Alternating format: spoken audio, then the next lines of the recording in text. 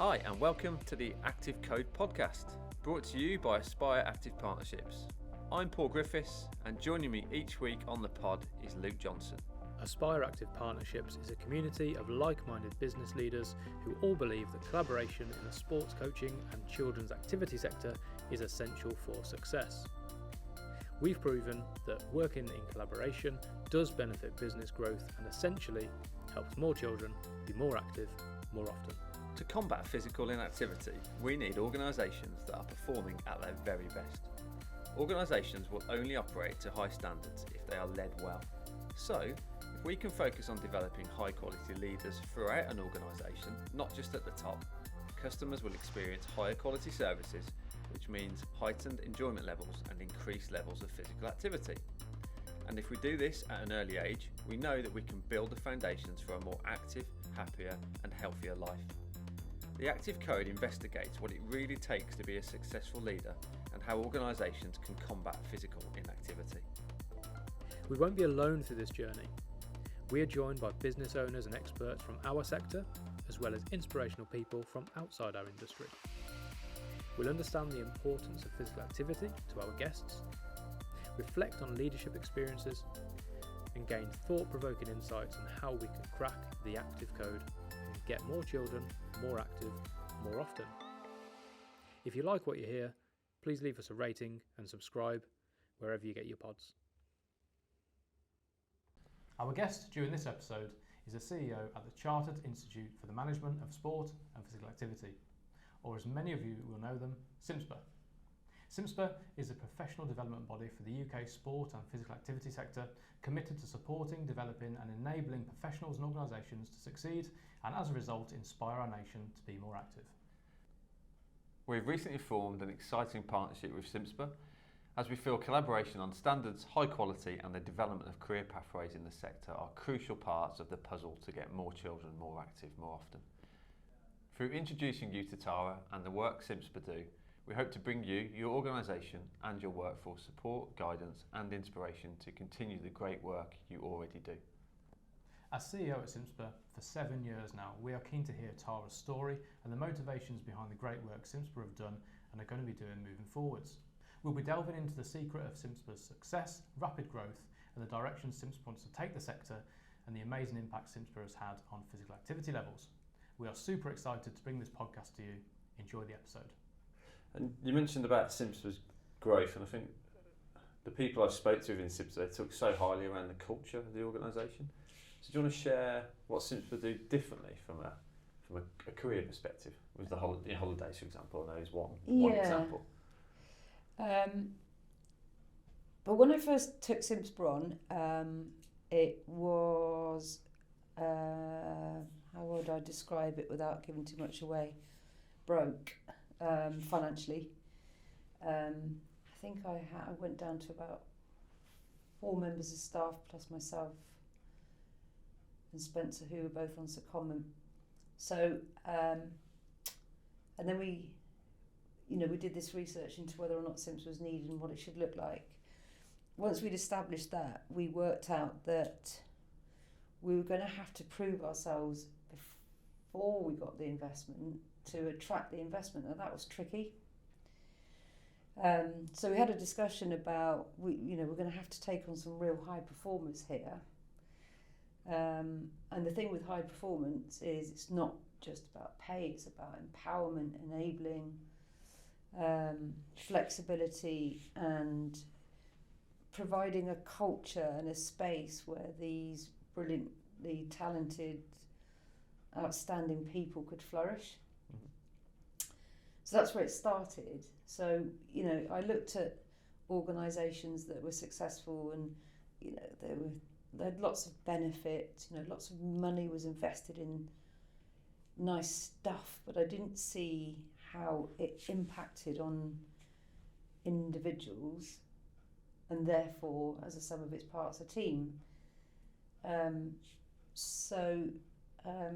Here's how I view it, Paul. People in their own lives make tough decisions all on their own, right?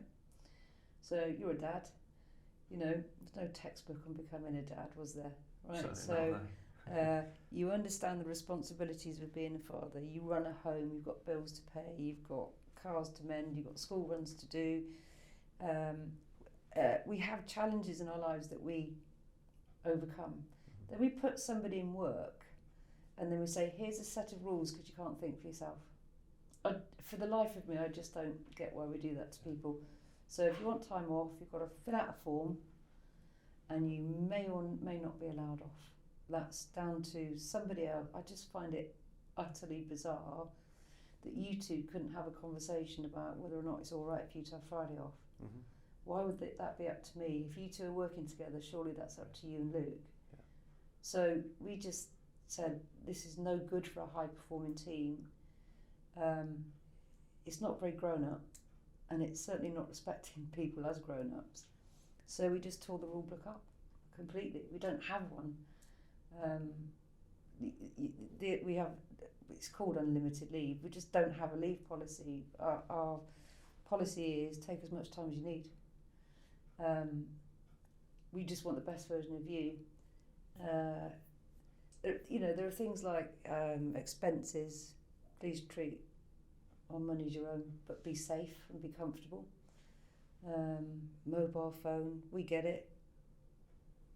We know you're going to have to use the phone occasionally. Just, we trust you. Yeah. Don't take the mick. That's basically. it.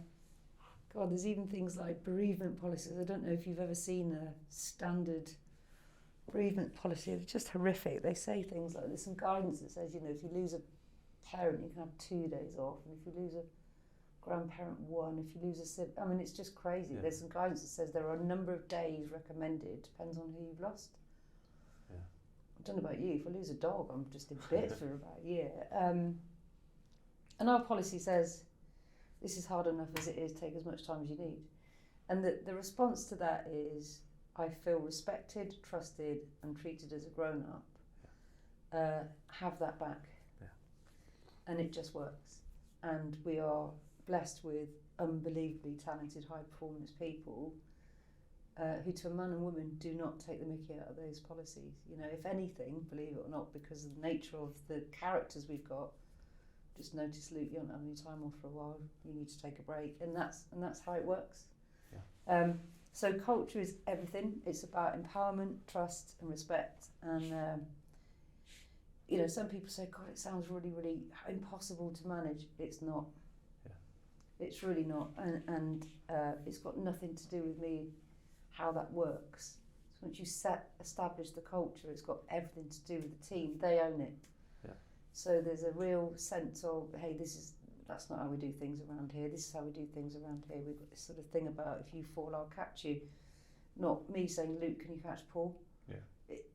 You've got that agreement. So they own it, the team own it, and we've just won. We went into it's called the best companies, the old Sunday Times best companies. We just never went for it. First time of asking, and we're the top not-for-profit organisation to work for in the world or something like that. First time of asking, and it sounds great, and everyone's patting me on the back saying, well done. It's got nothing to do with me.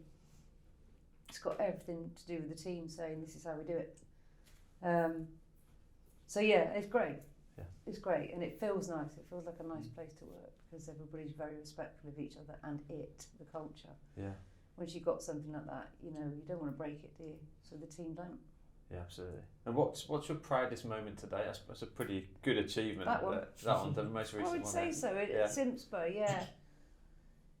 Yeah, because it's going to sound about the people. ever so cheesy. They won it. Yeah. We set the tone and said things like, let's tear up the rule book, and it can only really come from a CEO, I guess, saying, oh, we won't have an annual leave policy. But thereafter, that was down to the team to say, don't break it. Yeah. You own it, make it live. And they're just brilliant at it. They're just ace. So that was their achievement, to be the best company to work for, which made me very proud of them. Yeah, absolutely. Yeah. And for budding leaders out there, given your experience and what you've achieved to date, Yeah. who want to progress their careers within our sector or even out the sector, What tips would you give them to become a more confident, successful leader? Let me do successful first. Confidence is slightly different. Yeah, I suppose you could be an ultra confident leader, but absolutely terrible. Terrible. Yeah, I've met a few. Well, my top tip is recruit and believe in the right people. 100%. Recruit wisely. Invest in them. Care for them. Really look after them, and they will help you succeed. So, you know, a leader's job is to, right, what's the mission? What's the plan here? What's the vision for this organisation? Then work out how you're going to get there, and then resource it, right? The rest of it, if you try and do it on your own, you're going to fail.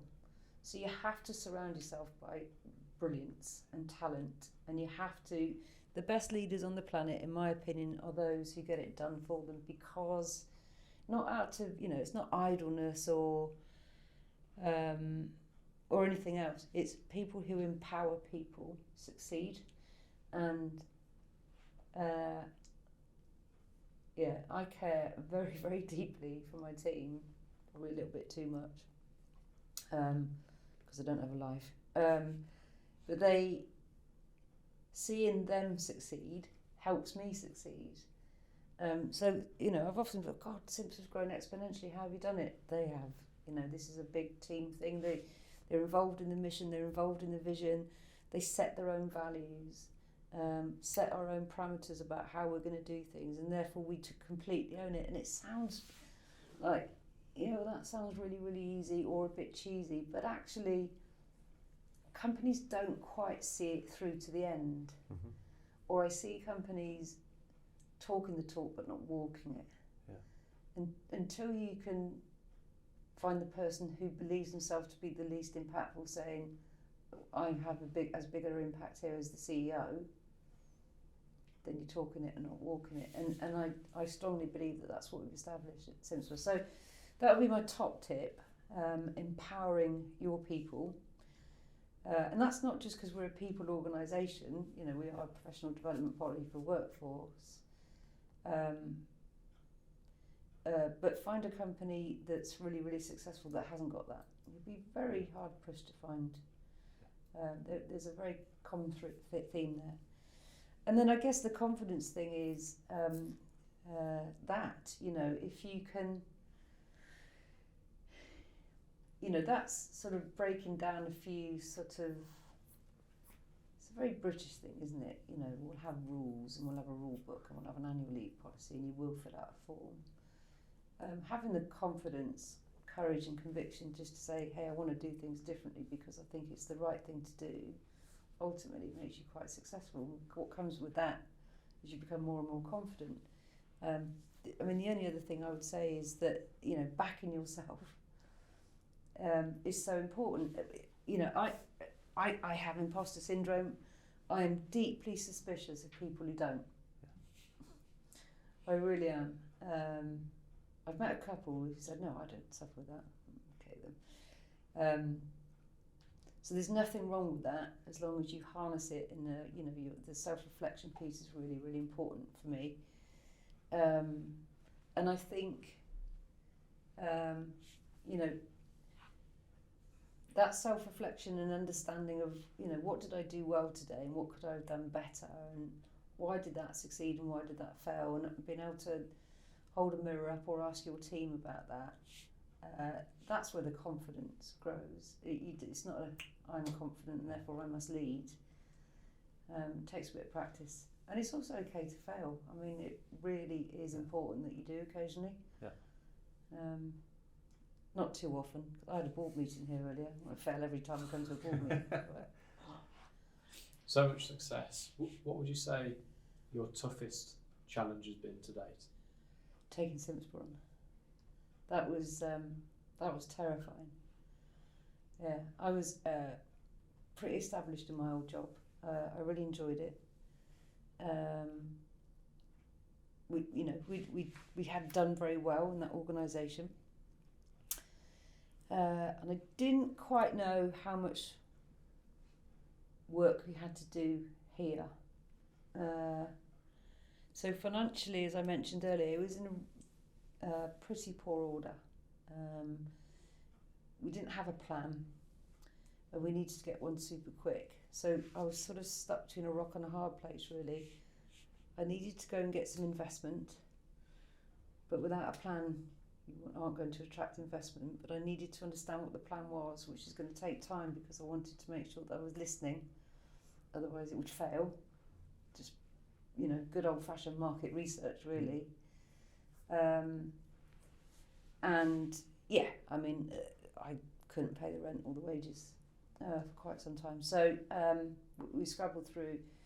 But I do remember feeling quite vulnerable and quite isolated. It was quite a high-profile job at the time. It was like, well, hang on a minute, CIMSPA hasn't worked, so watch this space. It would have been quite a high-profile failure if I couldn't fix it.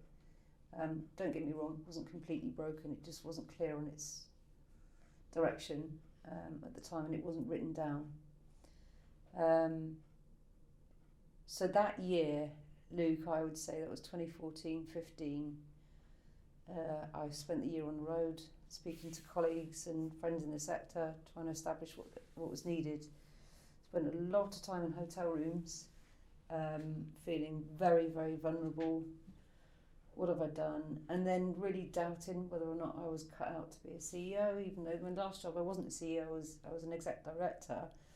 So it was a senior position, but I still had a CEO somewhere. But the buck stop thing is quite significant. There's a big, big difference between MD and CEO, and I hadn't worked that out. And I didn't have a team at the time either. So I'll be honest with you, I was terrified. What have I done? Everybody's watching. I can't do this job. Everyone's going to remember. I'll never get a job in the sector again. It was, awful. Sort of really mentally challenging, because I had to then tackle a load of self-doubt that probably wasn't warranted, and yet, deeply affected me. So learning quite a lot about my own mental resilience and relying on a few things about have a vision, have a plan, back yourself, do it. Nobody ever got criticised for trying, and if you're listening and you put in place everything that the sector has asked for, the sector then chooses not to adopt it or apply it, that's not your failure, that's the sector's failure. So I keep reminding myself of things like that. But I'll admit to having a few, tears on my own in hotel rooms, like, what have I done? And then, got myself back into focus and said, right, okay, this could make a difference, and I'm starting to hear all the right noises and have a go. Many listeners will go through struggles at certain times similar to that in their own kind of field. How kind of long was it before you actually saw the light in a way and thought, right, we've got a plan now? I think we're there in terms of a plan. Yeah. And you kind of get through those struggles. Good 9 months to a year, because I had to. So I was on tour for a year essentially. So I had sort of, when I say keeping the home fires burning, just about able to pay the wages of 4 people, and the rent over the road here moved us into a broom cupboard. Loughborough Uni were very helpful. So that was pretty tricky. That was just a balancing act, really, which we got through. But what it also helped me do in terms of focus is I knew when I was going to run out of money. So then I had to get cracking on the tour and establishing the plan and selling it back to those stakeholders. Said, is that what you've said? Is that going to be the difference? Yes, good. Get it into a plan very quickly, because then I needed to then go and make a case to Sport England. And I remember 10 or so organisations who helped. Here's some cash to help you, because and that's, I remember my faith being restored in the sector, going, yeah, they do want this. This is important. It wasn't a begging bowl, it was a contribution, and that gave me a bit of a confidence boost about halfway through. It wasn't a tricky ask. In order for us just to get over this line, I'm going to need X amount of money. Can you? Yes. It was just yes. Good. And then, as all these things happen, then the sun came up very, very quickly, and it was very bright. Once I got to that plan and I was able to present something, we went back to Sport England and they said, look, we're not really convinced yet, but it's not a bad start. Go back and get some more information and build out from that. So it gave me a little bit of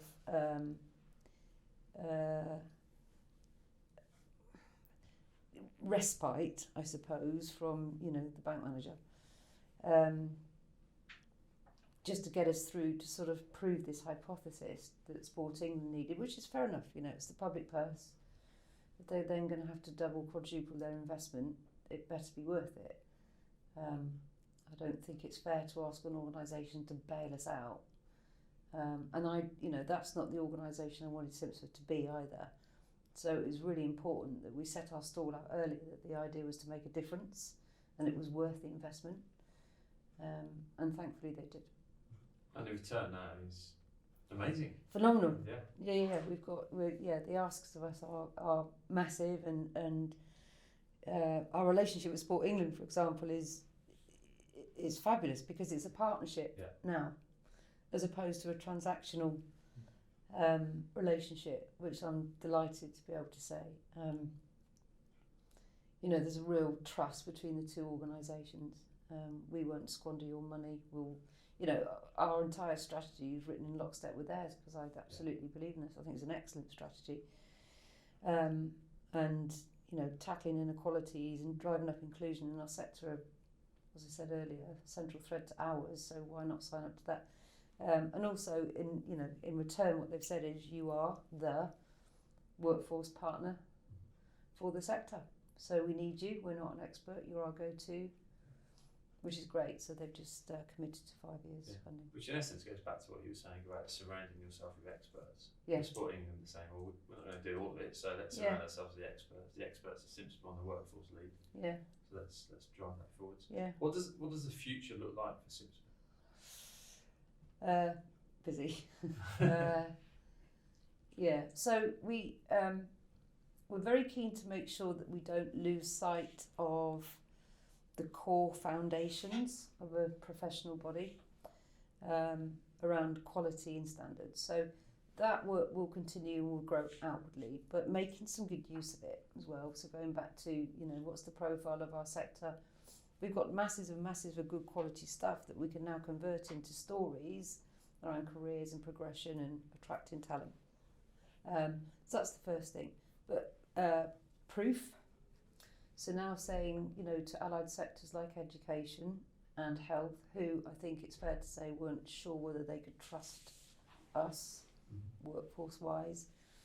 Not because they were disingenuous, we just weren't able to prove that we were a profession perhaps in the same way that they view themselves, which we can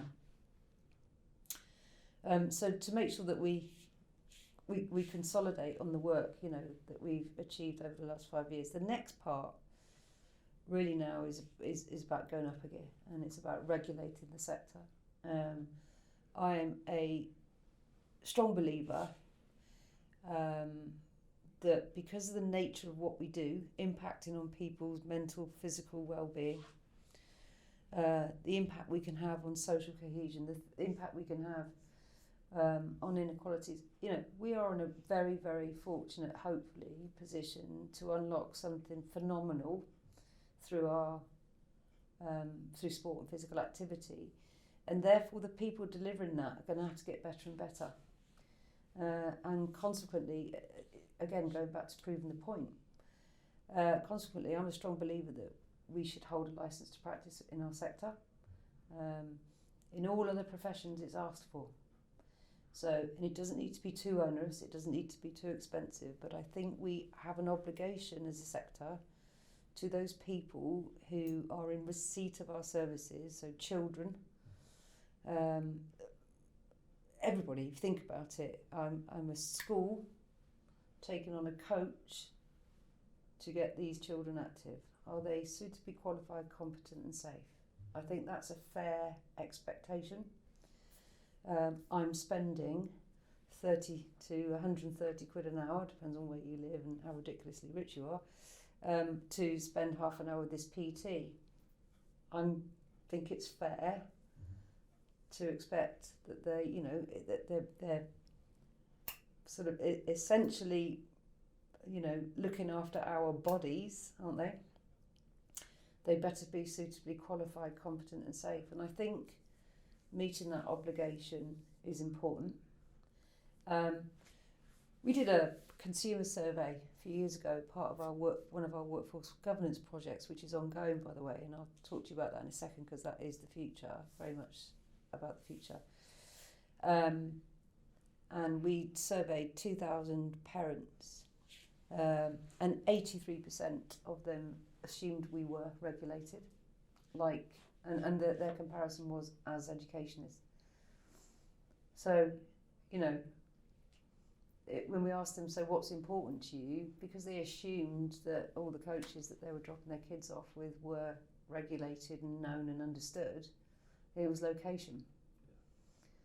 Because there was an assumption that safeguarding and preventing of harm to their children was a given, which of course in some areas of our sector it's done very well, but it's not done consistently, and I think we have a duty of care actually as a sector to do that. So that's a very important phase of our work going forward.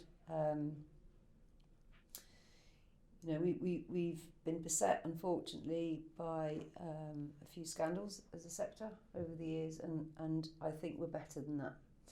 So we just need to put in some mechanisms as opposed to narrative to prove that we are better than that, and that we don't intend to sort of see those scandals again. So that's about workforce regulation. That's a massive piece of our strategy going forward. And the second bit, which is, you know, I love this, it's really exciting, is if you pull all the sort of, all those criticisms that I had earlier around profile, image, inclusion, reach, etc. Our strategy is almost entirely place-based. So in essence, we will go to a place and identify in that place a local authority or an integrated care system. What are your priorities for this place? How can sport and physical activity have an impact? Right, there's no point in us going back to our echo chamber earlier, telling each other we can fix it, but not telling the local authority. Or identifying the skills and occupations needed to have that impact. Working with colleges and training providers who meet the professional standards that will in turn attract funding from the Department for Education, because it's linked to the adult skills white paper, Skills for Jobs. Inject those skills into the system, see them make those changes and those outcomes in that location, measure, eat, sleep, repeat. It's a perfect ecosystem. The beauty of it is that, can you imagine how rich that data would be if it's place-based as opposed to big national, you know, we have a tendency as a sector to say, well, we're 13 billion GVA, and, you know, what does that mean to most people? I'd like to be saying we've had the greatest impact on diabetes in Birmingham in a decade or in a generation. And that's what I'd like to say. You know, we've gone from 400 to 200, really, really direct. How? Because we identified the skills required to do it.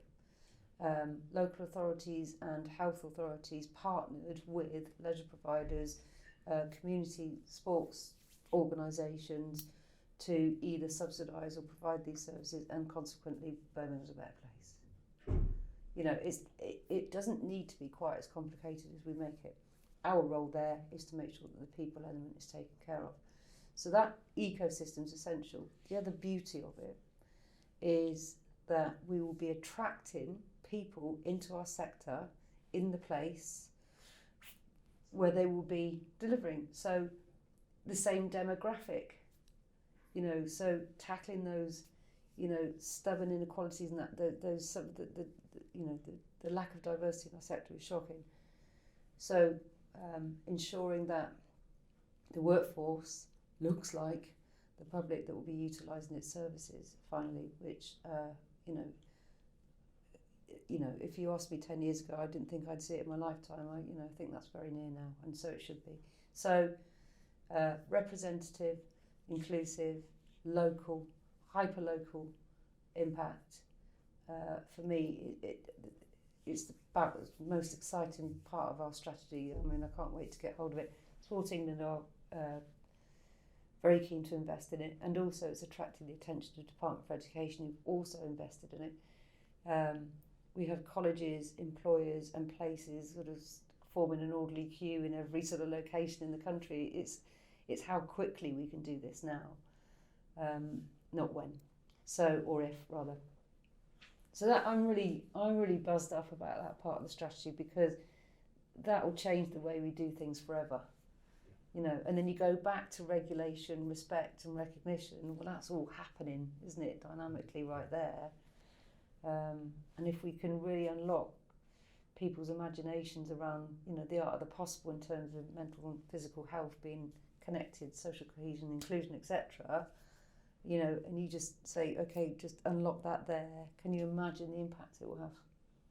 Just awesome, isn't it? Yeah, and it's really exciting to be part of that going forwards, as well as Aspire and our network.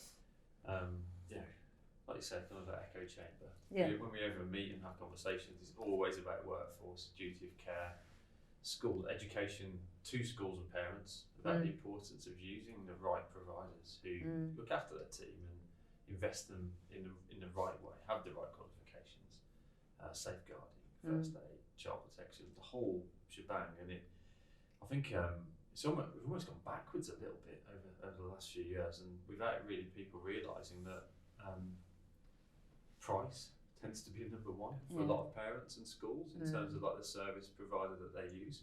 So that kind of license to practice, as you call it, like the seal of approval, the sooner that can come into our space, the better for everybody. Yeah, absolutely. Yeah, we've got a couple of challenges to overcome, though. You know, there are some bumps ahead. In fact, there are bumps in the road right in front of us, and we need to be acutely aware of that. You know, so the education piece, from your perspective, is the long-term benefits of this, socially, economically, are essential. We will come out of this cost of living crisis at some stage, but what we don't want to do is come out of a cost of living crisis and find that we were stood still, and that, you know, children's educational attainment has gone backwards, or their physical literacy has gone backwards, or we're faced in 10 years' time with another obesity crisis or a diabetes crisis. You know, that's no use to anybody, is it? So, but there's a fine balance. I'm acutely aware that, you know, running a swimming pool right now is virtually impossible with the energy costs, and so that's something CIMSPA was heavily involved in, working with other sector partners such as UK Active Sport England, SRA and so on, is that we are collectively lobbying instead of lobbying separately, government, and speaking with one voice, saying, hey, you can't enjoy the Commonwealth Games in a couple of weeks and ignore the problem that pool will be shut down in about 10 minutes after the Commonwealth Games because there is no let up in energy costs. And also we've got the other challenge where we do need to support, we need to think more imaginatively about keeping people's consciousness around activity very lithe over the next year or so, because you know, the leisure discretionary spend ain't there. You know, if people are having to make terrible choices about heating or eating, they certainly ain't going to be paying for gymnastics lessons, are they, or PTs? So we've got to be on our toes, and so, you know, CIMSPA again, working with Sport England, is leveraging as much money as we possibly can back into the sector to keep it just about ticking over from a skills perspective, so that when we do eventually come out of this crisis, we haven't lost a generation. To round off the pod, we'd like to ask the question, what one thing can our sector do now to get more children more active more often? Oh God, what one thing?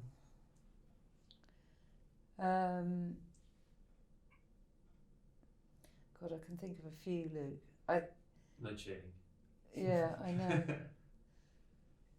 Collaborate better. Honestly, you know, there are so many things that we could do. You know, I'll go back to image and profile. You know, and making activity accessible, and not something that's for the wealthy, for the white, you know, for those who can. It's just a crazy image for us to have. I don't get it. So that accessibility is, and you know, extolling the virtues, the benefits of an active child, the education bit, we've done, right? So if there's one thing, it's collaborate, because there are so many of us totally passionate and wed to the same outcome, but almost doing it in spite of each other instead of doing it better with each other. We've collaborated, you know, and you're collaborating with other organisations. The more that happens, the better the profile, the more organised we look, the more mature we look as a sector. And you know what? No one got hurt collaborating, did they? Yeah. So if we truly believe in making a difference, dropping agendas at the door and getting on with the task in hand, our own sector outputs, getting more kids more active, that would be the one thing I would like to see more of. I have to say, COVID, there weren't many positives, were there? But collaboration during the pandemic became a very positive outcome. I saw a lot of it. Yeah. I saw a lot of people sort of soul searching as well. What am I really here for? What should my organisation be doing? What did I get wrapped up in? Was I caught up in margin and bottom line? And hang on a minute, I just want 1,500 kids more than I had last year getting engaged. Who can I work with to help me with that? Yeah. And I've seen a lot more of that, and consequently the outcomes are amazing. So, you know, we are recovering, but we're recovering in different ways. We're seeing new markets and new markets, I don't want to use that word, new areas of opportunity, which I think is outstanding. So we may have taken the blinkers off a bit, which I think is positive. Cool, thank you. Right. Thanks for your time. Yeah, it's been very enjoyable. Time's gone very quickly. Has it? But just a really interesting insight into your career, the work CIMSPA are doing.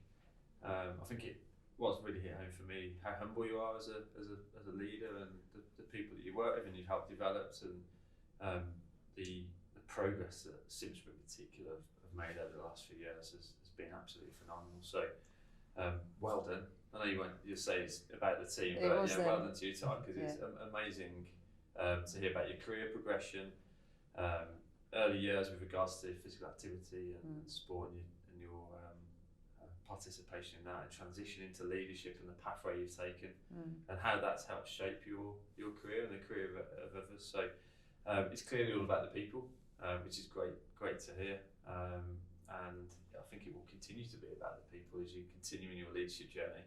And just to finish, just to thank you for your time. I know you're a very busy person, but you've given us an hour of your time today, which has been fantastic. I'm sure our listeners can take lots of little nuggets from our conversation.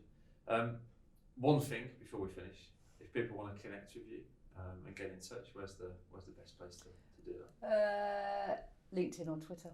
Okay. LinkedIn probably best. Awesome. Yeah. Great stuff. Yeah. Thanks very much. I enjoyed it. Hope it was helpful. Yeah, really good. Thanks. Cheers, Tara. No worries. Join us next time for the Active Code podcast. Remember to subscribe to the podcast so you don't miss an episode. You can connect with us on Twitter @aspire_partners and find out more about us and the network at www.aspireactivepartnerships.co.uk.